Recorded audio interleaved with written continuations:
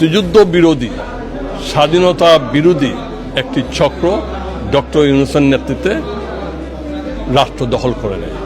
অনেকে বলে এটা বিপ্লব, এটা বিপ্লব নয়, ষড়যন্ত্রের মাধ্যমে রাষ্ট্র দখল।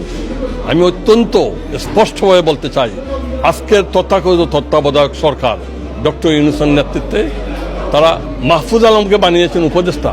মাহফুজ আলম হলেন একজন হিজবুত তাহরিরের ক্যাডার, মুক্তিযুদ্ধ বিরোধী, যাকে এই দেশের সরকার হিজবুত তাহরিরকে ব্যান করেছে, বাংলাদেশে ব্যান করেছে, অন্যান্য দেশেও ব্যান করেছে। তারা সবাই বাংলাদেশকে আবারও একটি পাকিস্তান, আফগানিস্তান, একটি ইউক্রেন বানাতে চায়।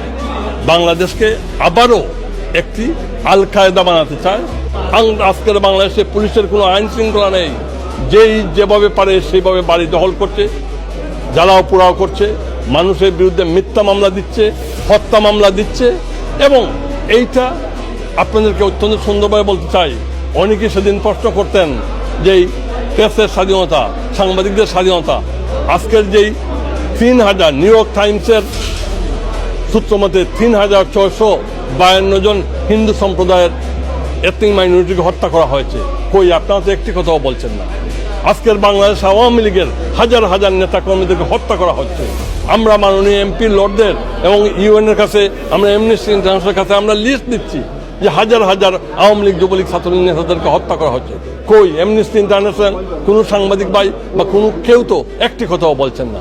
আজকের মন্দির ভাঙচুর করছে, আজকের মুক্তিযুদ্ধ জাদুঘর ৩২ নম্বরের বাড়ি, সেটা তো আমাদের বাড়ি নয়, সেটা তো এখন বঙ্গবন্ধুর বাড়ি নয়, সেটা তো এখন শেখ হাসিনা, শেখ রেহানার বাড়ি নয়। সেই বাড়িটি হলো একটি মুক্তিযুদ্ধ জাদুঘর। সেই বাড়ি থেকে ৭১-এর মুক্তিযুদ্ধ পরিচালিত হয়েছে।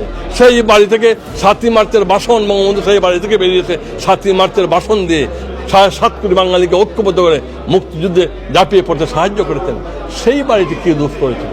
কি দোষ করেছে আমার জাতীয় সংসদ?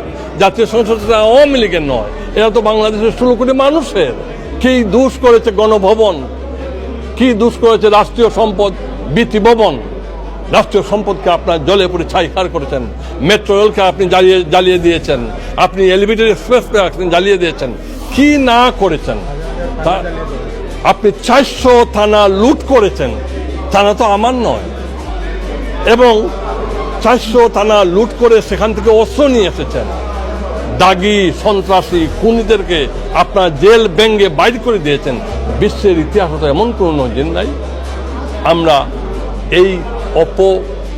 এই ষড়যন্ত্র থেকে এবং এই অপসংস্কৃতি থেকে, এই অপতৎপরতা থেকে আমরা বেরিয়ে আসতে চাই। আমরা মুক্তিযুদ্ধের চেতনায় মাননীয় প্রধানমন্ত্রী শেখ হাসিনার নেতৃত্বে একটি সুন্দর বাংলাদেশ, একটি সমৃদ্ধ বাংলাদেশ আমরা গড়ে তুলতে চাই।